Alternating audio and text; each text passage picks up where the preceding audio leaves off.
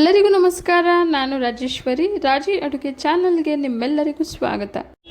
ಇವತ್ತಿನ special recipe puri ಹಾಗೆ ಆಲೂಗಡ್ಡೆ ಸಾಗು ಹೇಗೆ ಮಾಡೋದು ಅಂತ ನೋಡೋಣ.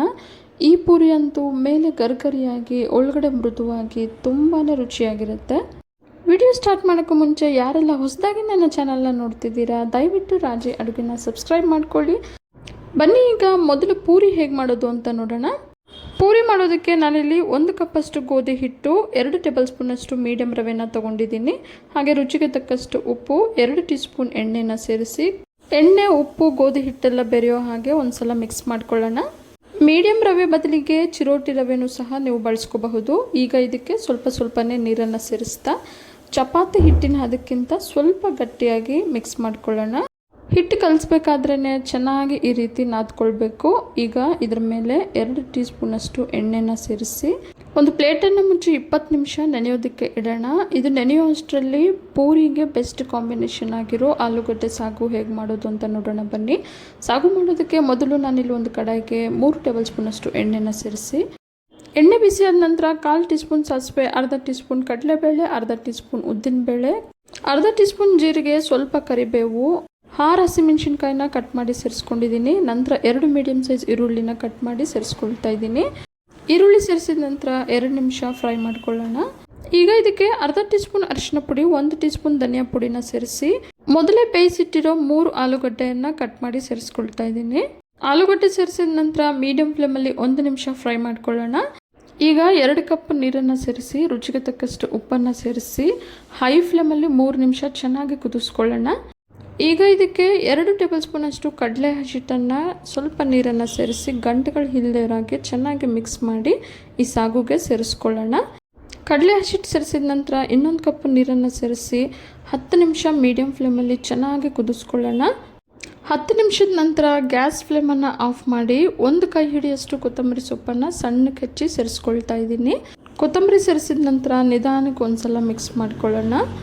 ಬಿಸಿ ಬಿಸಿಯಾಗಿ ರುಚಿಯಾದ ಆಲೂಗಡ್ಡೆ ಸಾಗು ಈಗ ರೆಡಿಯಾಗಿದೆ.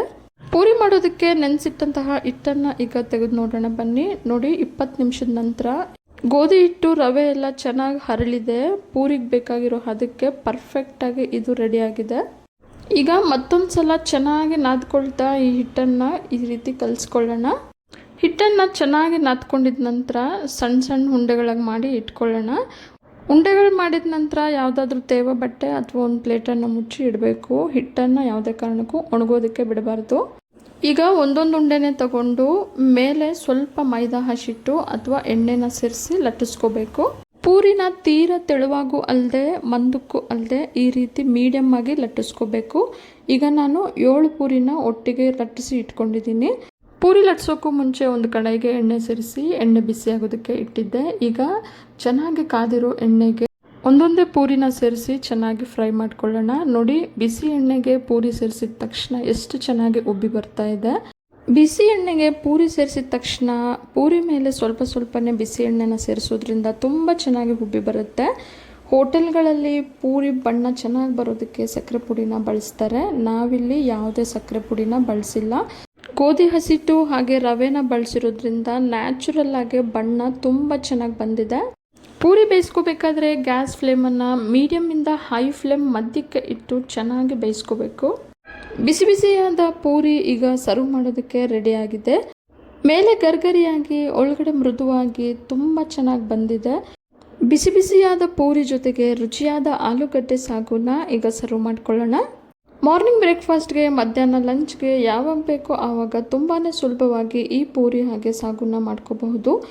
ಈ ಆಲೂಗಡ್ಡೆ ಸಾಗು ಪೂರಿಗೂ ಅಲ್ಲದೆ ಚಪಾತಿಗೆ, ಇಡ್ಲಿಗೂ ಸಹ ತುಂಬಾ ಚೆನ್ನಾಗಿರುತ್ತೆ.